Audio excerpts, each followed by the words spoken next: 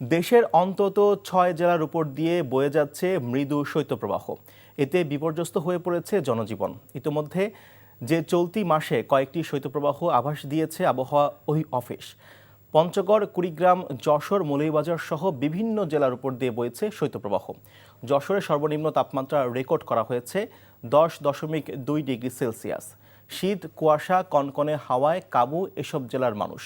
ব্যাহত হচ্ছে যান চলাচল। ছিন্নমূল ও খেটে খাওয়া মানুষ এবং চরাঞ্চলের বাসিন্দাদের দুর্ভোগ অন্তহীন। সরকারি বেসরকারি উদ্যোগে শীতবস্ত্র বিতরণ করা হলেও তা অপ্রতুল বলে অভিযোগ শীতার্তদের। হিমেল বাতাসে জবুথবু সাধারণ মানুষ। কমছে তাপমাত্রার পারদ। শীতের তীব্রতা বেড়েছে দিনাজপুর, চুয়াডাঙ্গা, নওগাঁ, রংপুর সহ বিভিন্ন জেলায়।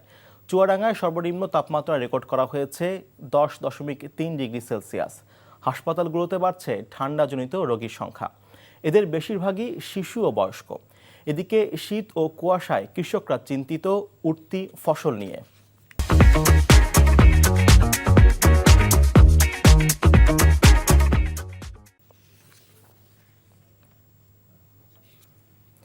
এই বিষয়ে জানাতে সরাসরি যোগ দিচ্ছেন আমাদের চুয়াডাঙ্গা প্রতিনিধি রফিকুল ইসলাম।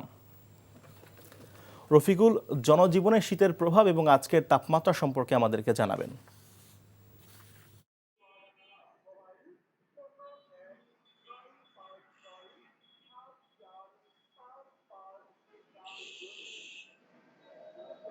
জি, চুয়াডাঙ্গায় শৈত্যপ্রবাহে জনজীবন বিপর্যস্ত হয়ে পড়েছে। আজ চুয়াডাঙ্গা আবহাওয়া অফিস সর্বনিম্ন তাপমাত্রা রেকর্ড করেছে 10.3 ডিগ্রি সেলসিয়াস।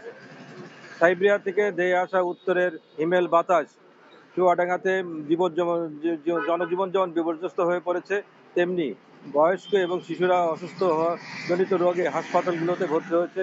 চুয়াডাঙ্গা সদর হাসপাতাল এবং উপজেলা কমপ্লেক্সগুলোতে ভর্তি হয়েছে। এই তীব্র শীতের কারণে চুয়াডাঙ্গাতে দরিদ্র অসহায় মানুষদের শীত বস্ত্রের অভাবে চরম কষ্টের মধ্যে রয়েছে। যদিও জেলা প্রশাসন থেকে এ পর্যন্ত 28,500 কম্বল বিতরণ করা হয়েছে, যা চাহিদার তুলনায় আরও অপ্রতুল বলে তারা জানিয়েছেন।